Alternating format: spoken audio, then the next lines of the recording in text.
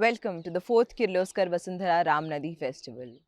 The fact that we have all come together for the 4th consecutive year is a testimony to our dedication to river rejuvenation, environmental restoration, and conservation. This year, too, we bring you inspiring stories about various river revival projects, along with inspiring people on ambitious projects of cleaning and restoring water bodies, water management, and reducing water pollution from all over the country. We also take this opportunity to introduce various sustainable options of river rejuvenation, grey water treatment, rainwater harvesting, improving water tables, and groundwater replenishment.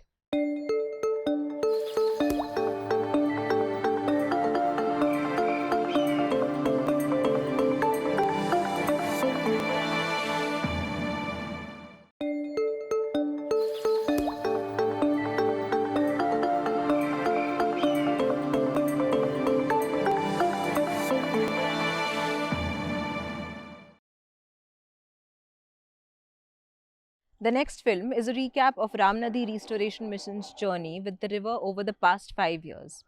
It shows the dedicated work done by hundreds of passionate individuals, each taking action in their own way to protect and restore the river. Let's watch this capsule of various engagements, activities, and stakeholders, all striving for a better Ramnadi.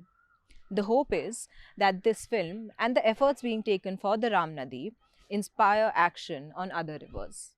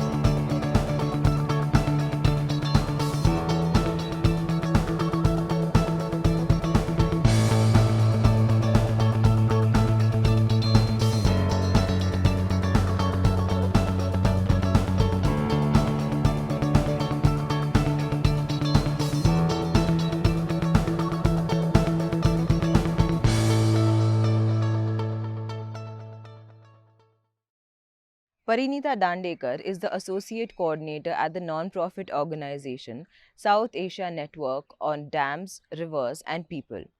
She was awarded the Vasundhara Mitra Award in 2017 at the 12th Kirloskar Vasundhara International Film Festival, among many accolades and awards. She is a member trustee of the River Research Centre, Kerala, and Freshwater Fisheries Specialist Group, South Asia, under the International Union for Conservation of Nature. In her inaugural speech, Parineeta reminds us of our holy connection with rivers, which has now sadly fostered a lack of respect and awareness in the form of civic apathy towards our water bodies. Let's hear what she has to say.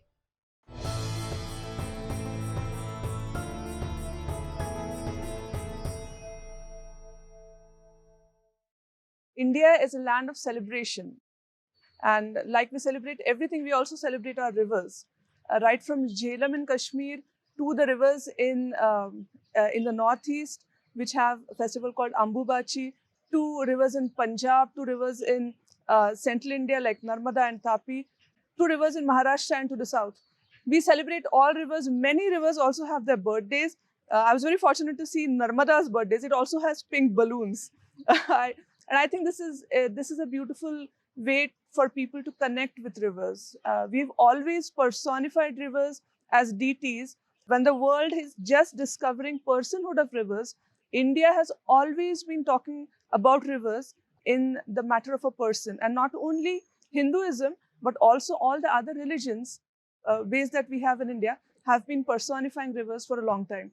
And therefore, I'm really happy to be here to inaugurate the Ramnadi festival on the banks of Ramnadi, on the side of a very beautiful temple called Someshwar. This is nearly 1,000-year-old temple with its own intricate water management system on the banks of Ramnadi. Ramayana talks a lot about rivers. I think no one talks as poetically and beautifully about rivers than Ram. Ram is not only about Ram and Ravan struggle. Ram is also about Sharyu and Godavari and Pampa and Yamuna and Ganga, and the way he describes those rivers. Ramnadi is also said to be blessed with Ram and Sita's presence right at the origin. And so I think in today's time, when we use religion to separate us, rivers actually unite us. And so the festival of Ramnadi is actually a symbol of people and rivers coming together. I wish this festival and this entire initiative a lot of success.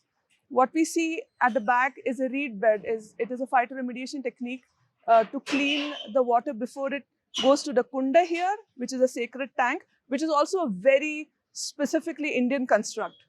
But the problem is the population of Ramnadi catchment is about 3.5 lakh people at this point of time. And a wealthy city like Pune Municipal Corporation does not have a single sewage treatment plant on this entire river. So we may have reed beds, we may have children coming and picking up garbage which the adults have put in. We may have college students coming and testing water with all the right intentions.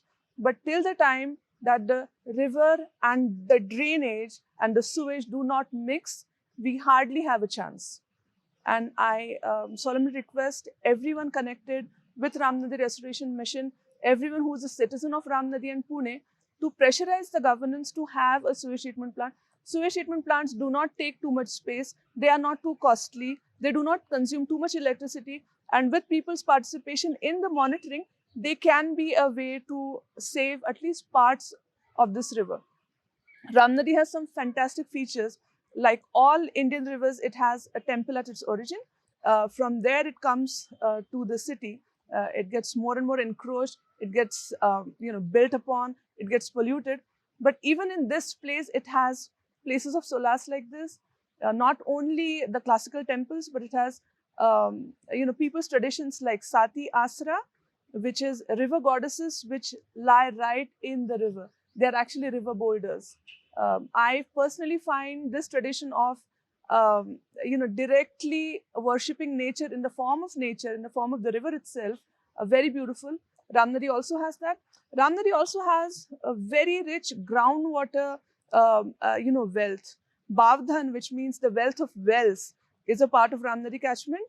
And we have very successfully destroyed not only the river but also the groundwater system of Ramnadi, which leads to increasing floods and problems with water quality. So I think some of the things that we need to take a lesson from is to have an STP, to have decentralized STPs, to monitor the existing STPs of large complexes, more than 150 households, also to demarcate all the groundwater sources in Ramnadi, like the Baudhan Live Spring, and to protect ancient trees in the catchment. Because like rivers unite us, trees, groundwater, surface water, people, we are all in this together.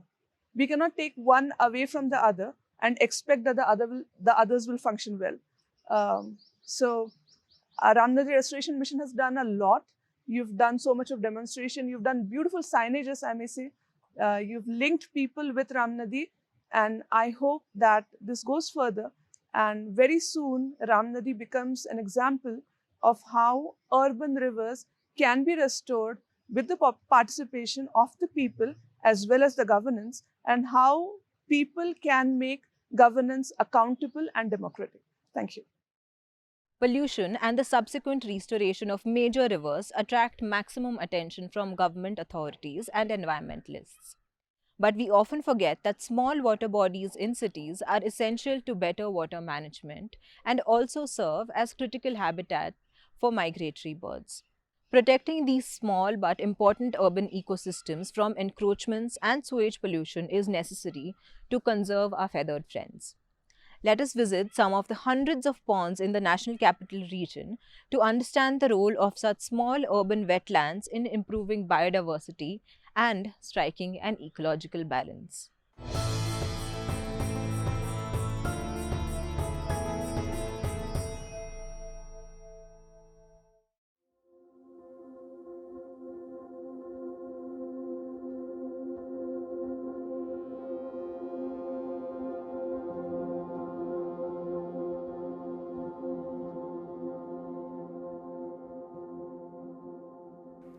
These migratory pied avocets, probably from thousands of kilometers away, have made a pit stop in a pond in India's national capital, Delhi. Numerous small water bodies surrounded by roads, residences, and industries, often seen as polluted and devoid of life, dot the city, and they house resident and migratory birds. But this urban biodiversity is often understudied and ignored. The National Capital Territory of Delhi, or NCT Delhi, is home to over 400 bird species. And a recent study that focused on Delhi's urban ponds found around 37% of the capital's bird species in these small water bodies. The researchers defined ponds as water bodies less than 5 hectares. With the help of Google Earth satellite visuals over 10 years and different seasons, the team identified 574 wetlands of various sizes in Delhi. Out of these, ponds made up just 0.5% of the city's area, but were bustling with birds.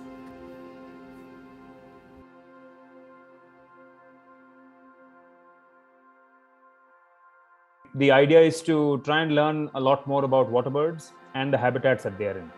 So ponds are sort of a natural segue into that, because they are one of the least studied ecosystems in the world and the least studied wetlands in the world as well.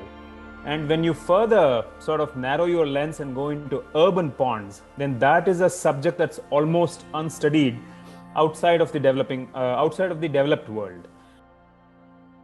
We did not expect such a large variety of birds and such a large diversity of birds to still be existing in such small water bodies, because the water bodies that we ended up visiting were as small as 0.2 hectares and went up to all the way to 5 hectares.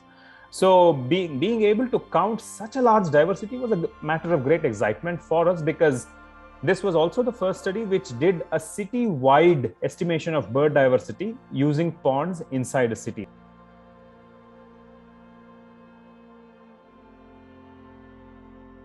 Ponds ranging from natural to artificial inside parks to waterlogged areas attract birds, big and small, some whose populations are declining at an alarming rate.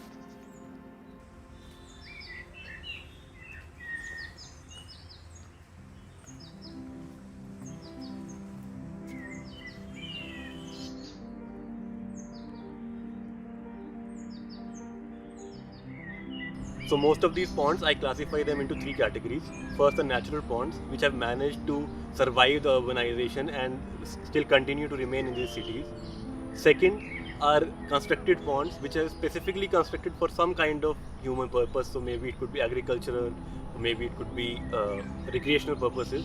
And the last are accidental ponds, which serve no purpose, which got created maybe due to overflooding, over sewage water being collected in a place, or rainwater accidentally getting collected in a place. So these are the three kind of ponds that I witnessed. The third most interesting site I visited was an unnamed pond accidentally formed by a nearby canal in the Munka industrial area. This site had a high diversity of ducks like the migratory northern shoveler, garhwal, the northern pintail. I also observed a range of waders, including the threatened bar-tailed goatwit alongside these huge flocks of ducks. This pond had the highest number of birds among all the sites that I visited.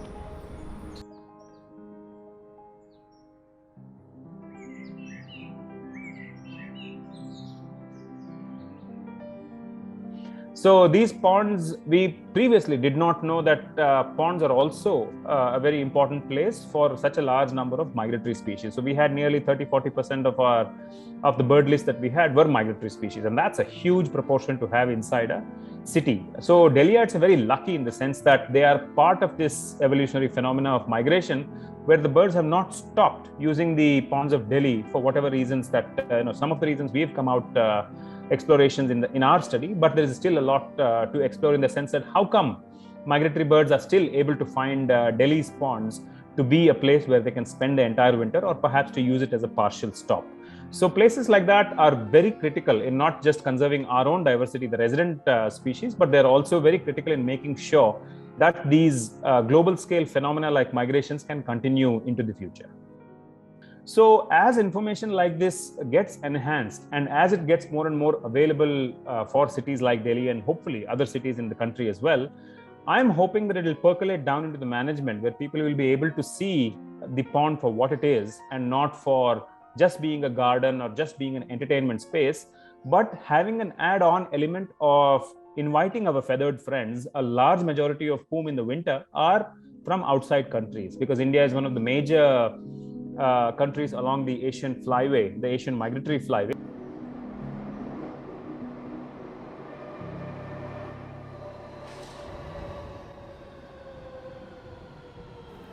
The larger National Capital Region, or NCR, that includes Delhi, lost 38% of its wetlands between 1970 and 2014, mainly to encroachments, construction, and pollution from sewage and solid waste. The pressures on urban ponds are enormous as the urban built-up area of Delhi expands and the city's population grows.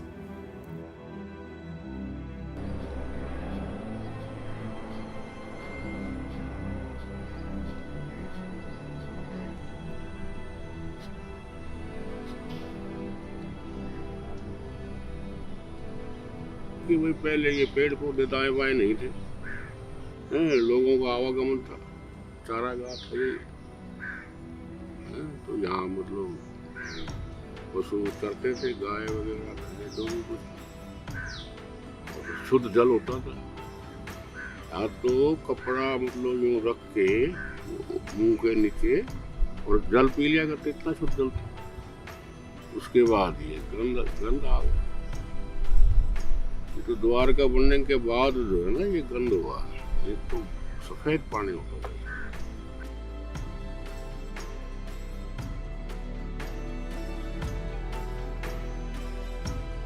The point is, we are always looking up at science to resolve problems. Largely think about these wetlands have existed without Western science or water chemistry science. They have existed on their own, existed with the knowledge of people living around those. So what has gone wrong is the connection people have with these systems. If you care, well, your shirt is always sparkling green, your wetland isn't.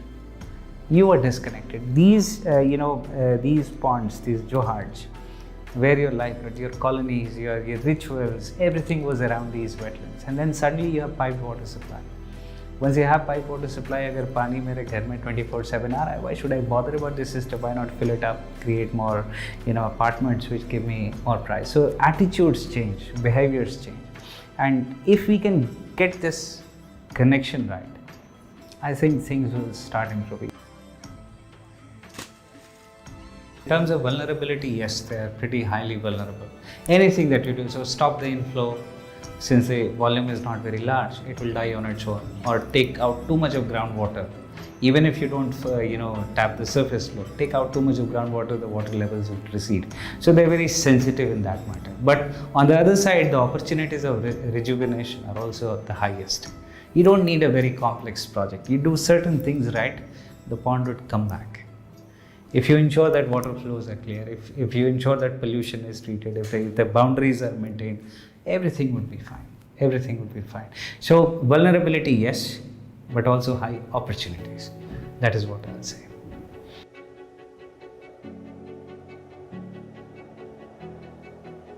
According to Rawal and the team, how a pond is managed by various local and government bodies influences the number and types of birds using it.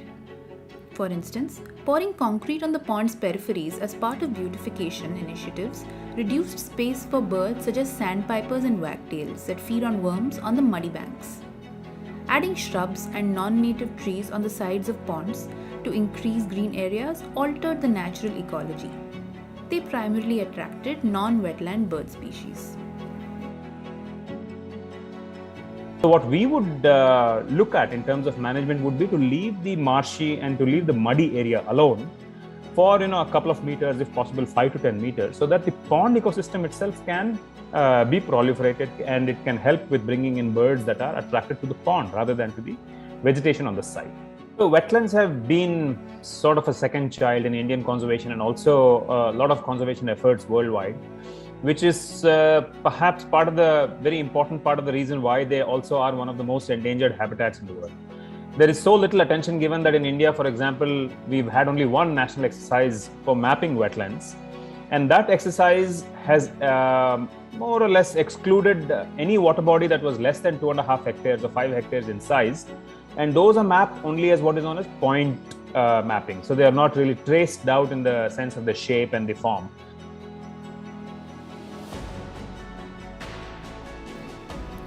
The Wetland Authority of Delhi has listed 1,040 water bodies in the city in an ongoing effort to conserve wetlands.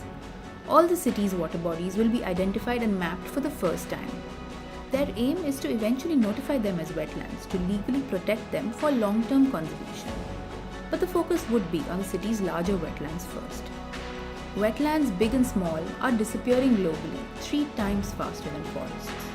Regardless of their size, each plays a role in providing us with water, buffering floods, sheltering wildlife, and much more. As Indian cities expand, studying and protecting these urban wetlands on the margins can help plan the urban expansion while losing the least amount of wildlife and natural spaces.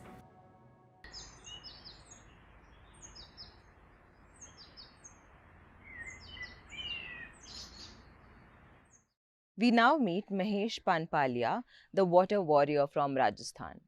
He has made it his life's mission for the last 30 years to provide clean and safe drinking water to the residents of Barmer in Rajasthan by reviving the traditional Nadi water conservation system, which collects rainwater and makes it available throughout the year.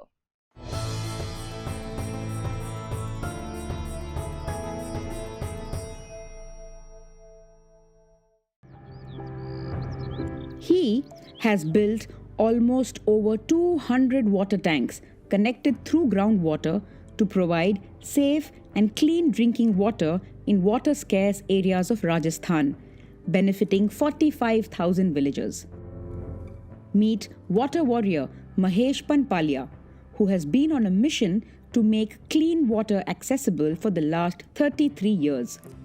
In Rajasthan's Barmer district, where there is scanty rainfall, the availability of water is almost always a problem.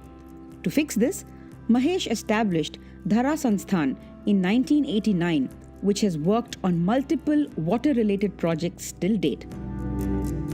One of their initiatives, Nadi Renovation Program, focuses on restoring the traditional practices of Nadi system, in which the rainwater is harvested in embankments from the runoff. This surplus water is then available through the summer months for up to a period of 1 year. Dhara Sansthan has constructed a total of 130 nadis till now. It aims to improve millions of lives through a sustainable model of development and continuous intervention.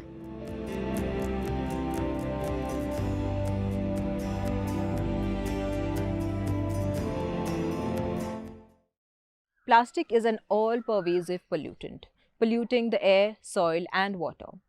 The Ganga, our holy river, is heavily contaminated with microplastics. Preeti Mahesh, the chief program coordinator of the NGO Toxics Links, shares that since the Ganga is a major source of drinking water for the cities on its banks, the presence of microplastics is a major health hazard. The German company Plastic Fisher has taken the lead in providing a solution by collecting plastic waste from the tributaries of the Ganga and recycling or recovering it thermally. They also conduct awareness campaigns to educate people on proper garbage disposal. However, the best solution to the plastic problem is to reduce plastic waste as much as possible.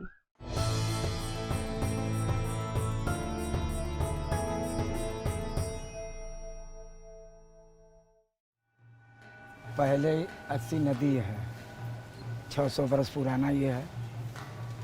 अब तो आदमी घेर के एकदम नारी बना दिए हैं कि कितनों अधिकारी आ रहे हैं जा रहे हैं, उनके पलक पर नहीं लग रहा है। वो तो पहले ही से कि गंगा बढ़ती जाती थी तो आदमी स्नान करता था। अब गंदे पानी में कौन नहाएगा?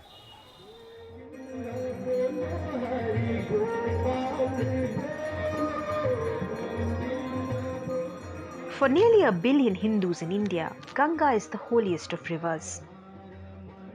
Millions of pilgrims and tourists flock the 88 ghats or steps at the riverfront of Varanasi to take a dip in its waters as part of their religious ritual.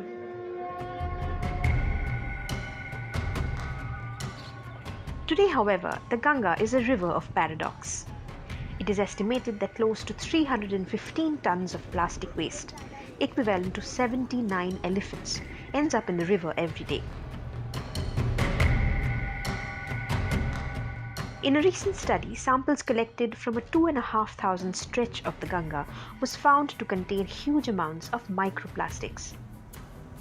Plastics that are less than 5 mm in size and known to contaminate riverine systems.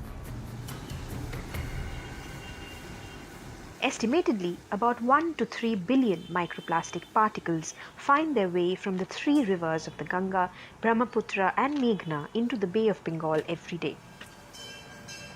In a study conducted by NGO Toxics Link, part of the Ganga flowing through the cities of Varanasi, Kanpur and Haridwar in particular had traces of microplastics in it. There are microplastics which are generated because of the breakdown of the plastic that we use. So, for example, if you throw a polythene bag or you throw a plastic bucket, eventually they'll break down into smaller parts. And if we look at the current research which has happened, microplastic has been found in air, water, soil, in human bodies, in vegetables. There was one study which talks about around, and it's a huge range, but 6,000 to 70,000 tons of microplastics in the river. So that's a huge range. But I think it's very difficult to estimate the total quantity which might be ending up.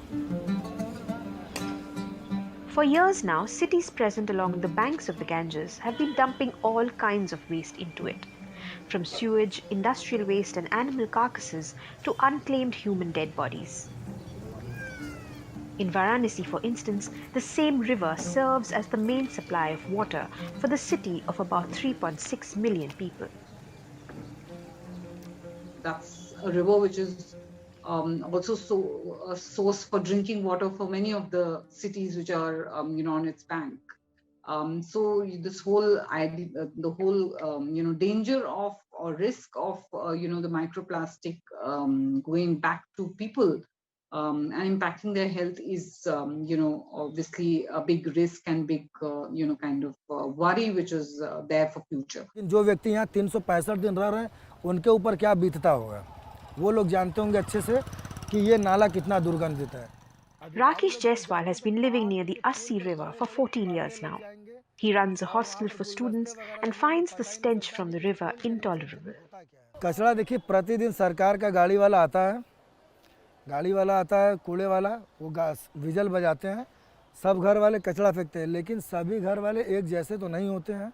वो पीछे से घर के दरवाजे का खिड़की खोलकर पीछे से नाले में प्लास्टिक की थैली, कचरा, मरा हुआ चूहा, यहाँ तक कि मरे हुए जानवर, कुत्ता, सुअर, बिल्ली वगैरह भी लोग नाले में फेंक देते हैं, जो बहकर यहाँ जाती है.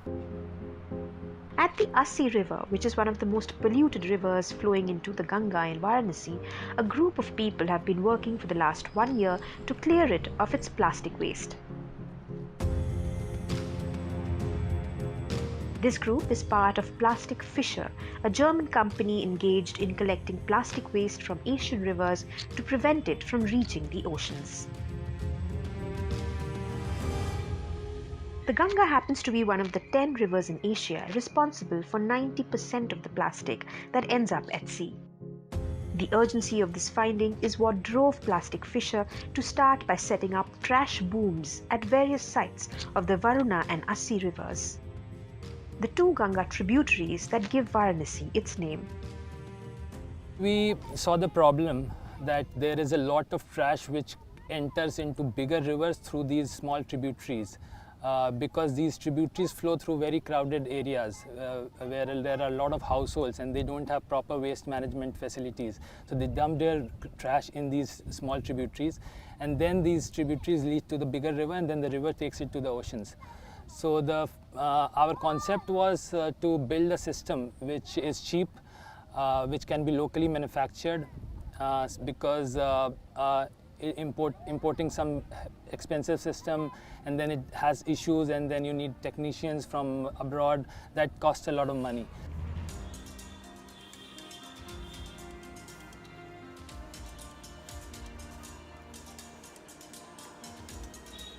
The job of trash booms, as these structures are called, is to restrict floating plastic.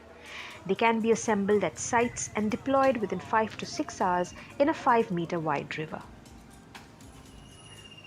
These structures reportedly collect between 200 to 300 kilos of plastic from each of the two tributaries every day.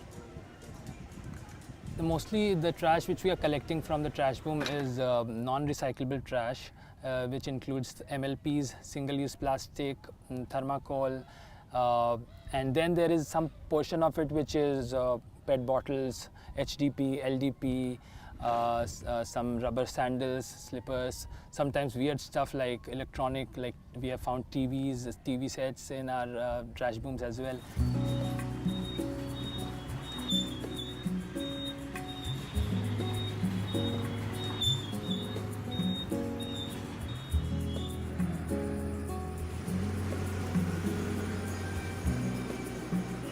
The recyclable fraction is sent to the recycling partner, and the non-recyclable that we bundle out, we bale them using our balers, and then we ship it to the cement plant for thermal recovery.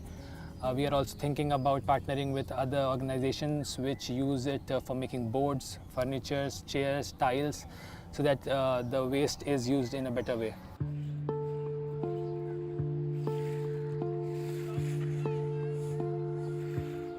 In 2014, the Government of India launched the 20,000 crore Namami Ganga project to clean, conserve and rejuvenate the national river.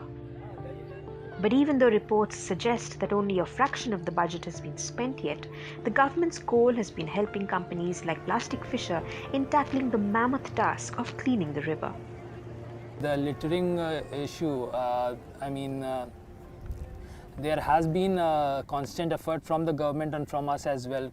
Like we do every Sunday, we are doing this awareness drive on the banks of the river Ganga, where about 100 people participate.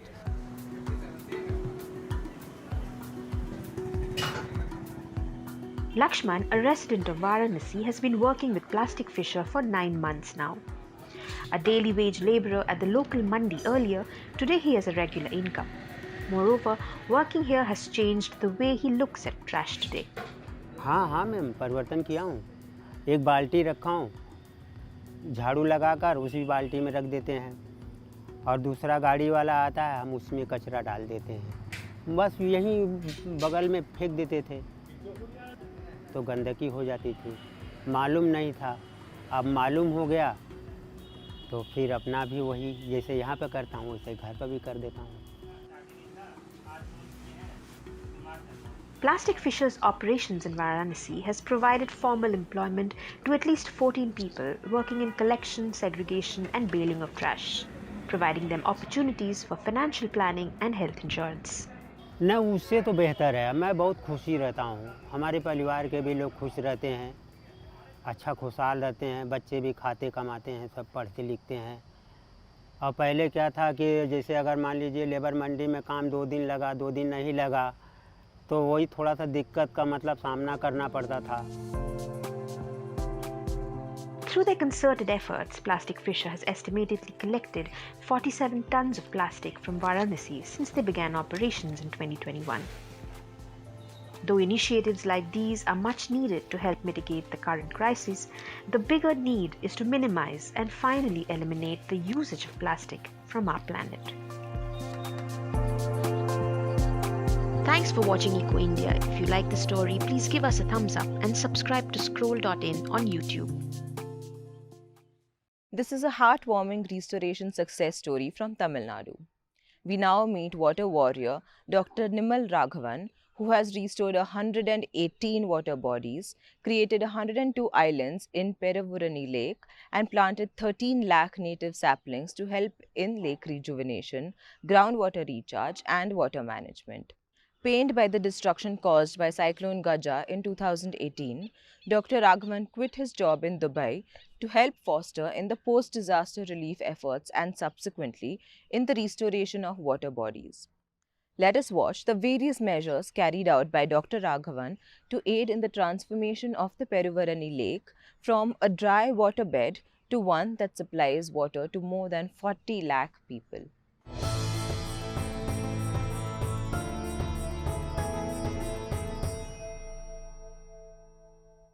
In the last 3 years, he has restored 118 water bodies that have benefited over 2,500 villages and 40 lakh individuals. Meet water warrior Dr. Nimal Raghavan. He has created 102 lake islands in Tamil Nadu's Peravurani Lake and planted 13 lakh native saplings that help with catchment areas, maintain atmospheric moisture, and improve groundwater levels.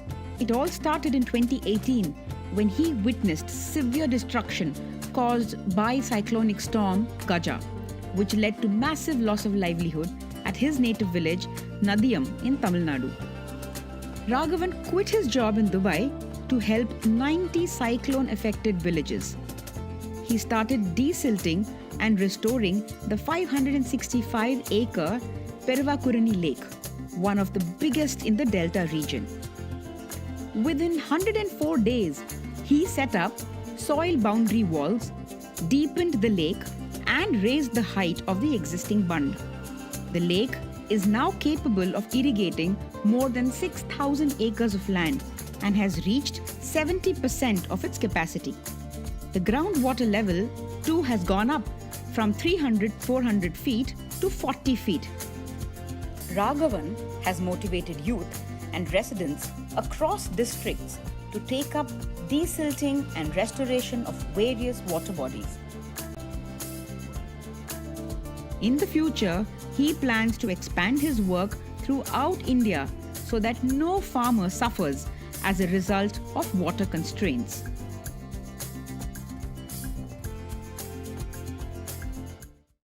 Waste is only waste if we waste it.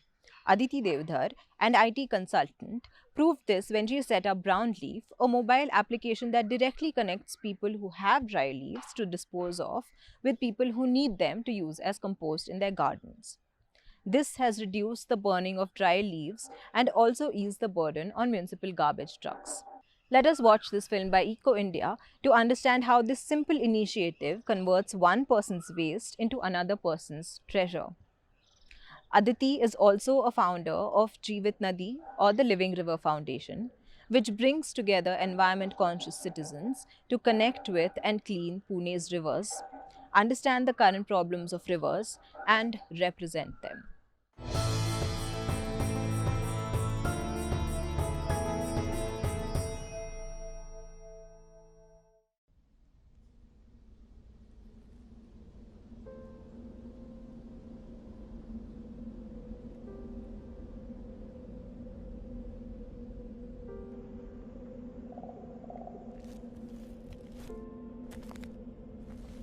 It's the dry season in India.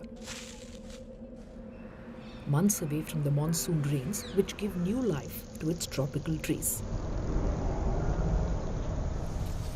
Dried, fallen leaves are everywhere you look.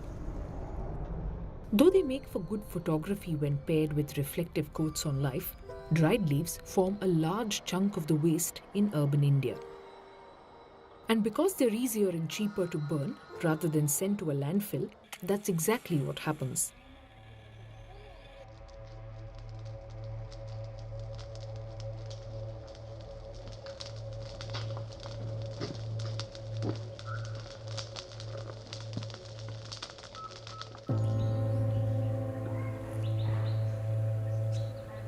"42-year-old Aditi Devdhar is on a mission to end this practice. Leaves are biodegradable, and so why you need to burn them up? That was my first question.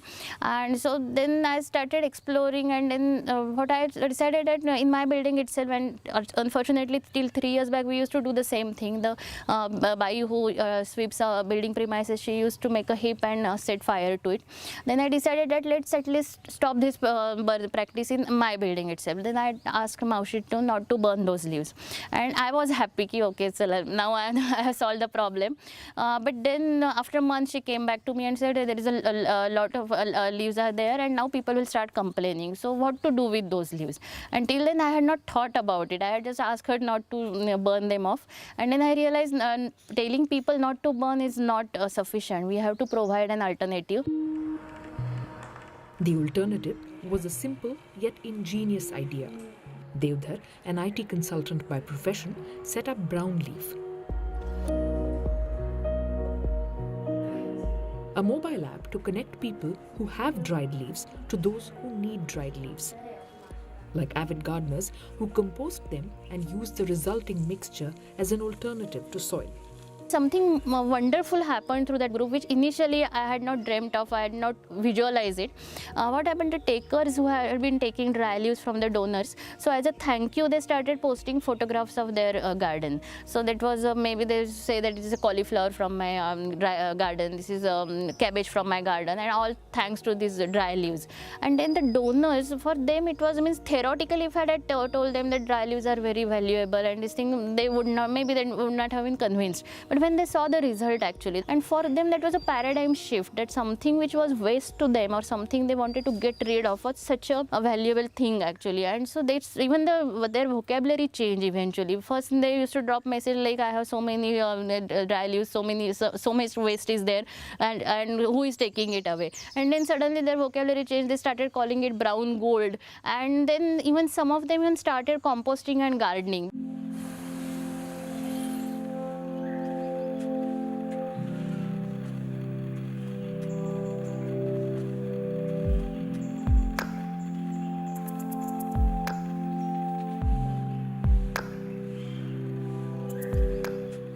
"52-year-old Reena Patwardhan started using Brownleaf after she read about it in the local newspaper. An agricultural scientist herself, Patwardhan has stayed away from using soil, which often needs to be transported from its place of origin, and used compost instead. Technically, why I was very impressed with Brownleaf concept is, I myself I like to follow the rule of 3 R's: reduce, reuse, and recycle. This is the basic what Aditi is doing. Brownleaf, the concept of Brownleaf is on this.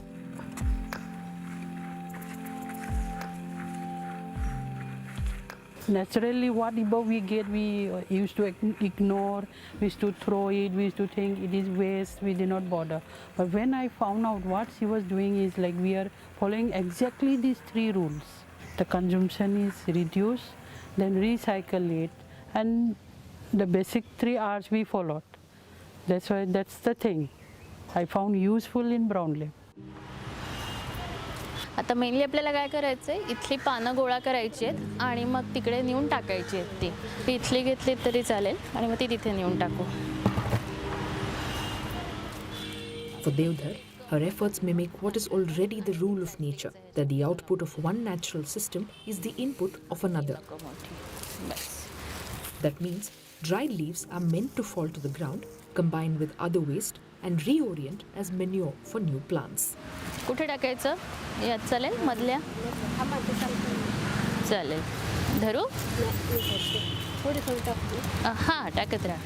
आता सध्या 2100 ते 2200 ton कचरा आपण पुणे शहरात निर्माण करतो. अशा वेळेला हा पालापाचोळा जर नागरिकांनी पोत्यामध्ये भरून ठेवला आणि तो जर योग्य ठिकाणी पोचवला, आता हे योग्य ठिकाण कुठलं ते आदितींनी शोधून काढलंय.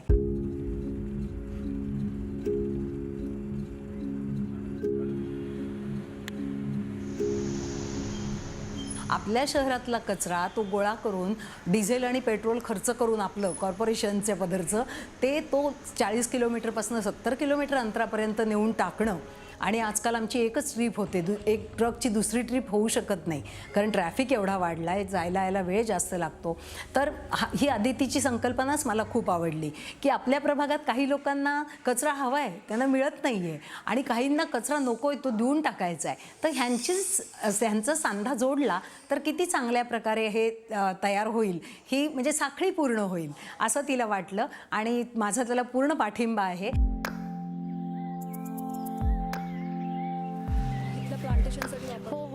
With learnings from Brownleaf, Devdhar also started Jeevit Nadi, which translates to living river in Marathi.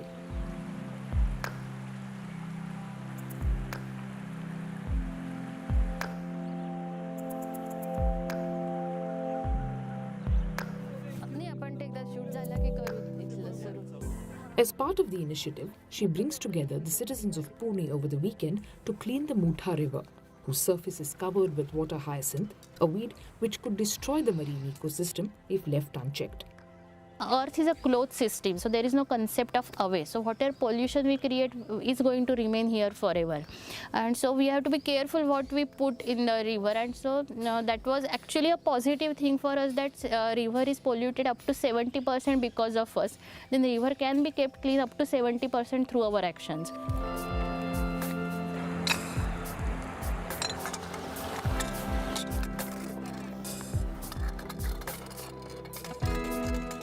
इथं आम्हाला बरेचसा पालापाचोळा पण मिळतो. नदीच्या शेजारी जे काही झाडं आहेत ते मिक्स करून आणि जलपर्णी मिक्स करून आम्ही बराचसा कचरा इथल्या इथं जिरवण्याचा प्रयत्न करतोय.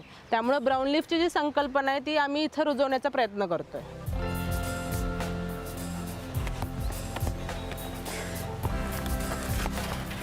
A dedicated environmentalist, Devdhar sees herself as the catalyst for a cleaner, greener earth and believes that Brownleaf and Jeevit Nadi are only the beginning.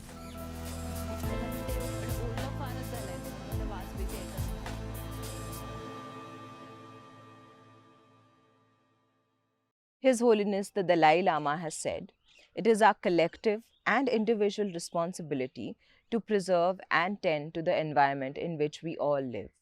The citizens of Bengaluru lived up to this idea when they took collective responsibility for cleaning and maintaining the Jakkur Lake, now home to up to 200 bird species.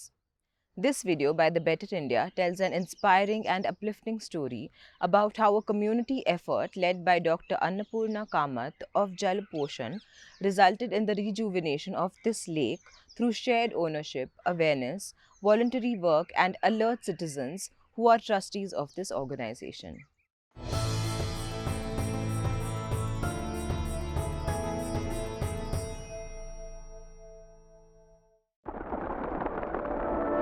Bengaluru's own Jakkur Lake is home to these beautiful migratory birds, and it's all thanks to the efforts of the people around here.